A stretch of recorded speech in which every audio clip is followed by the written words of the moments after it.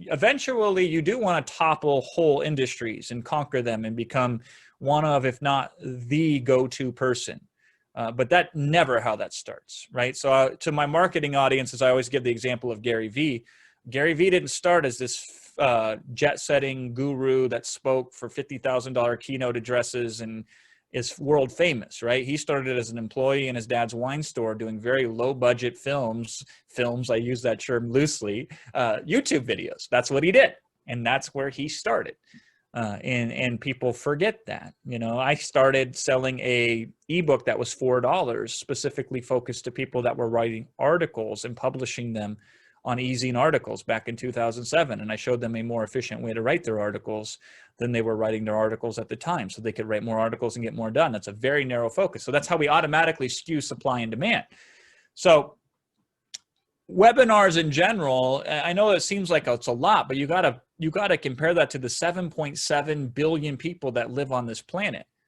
The number of webinars compared to other types of media is very slim. And then again, the number still of good webinars, which should be more conversational in nature and not presentational and formal and all that jazz, that's still even fewer. And then the number of webinars that are hyper specifically focused on very narrow topics, they practically don't exist. So you want to have a webinar where immediately you can speak to something so specifically that you are the #1 provider for that topic the moment you open your mouth. That is a hell of a good start right there.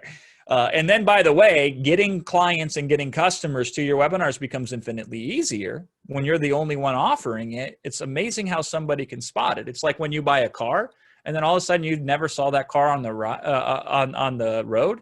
Then you drive home off the car lot and now you see that car everywhere. You're like, how do these people all know to buy the same car at the same time as me? It doesn't work that way. You become aware of things that you weren't aware of before. So your audience wants this. They will not see it normally because it's not calling them out.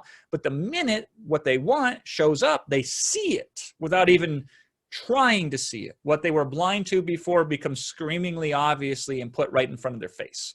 And that's why trying to fill up a webinar before you have the content is way harder. It's like trying to catch a fish before you use your bait. That's why it's much better to carve up the audience and do it.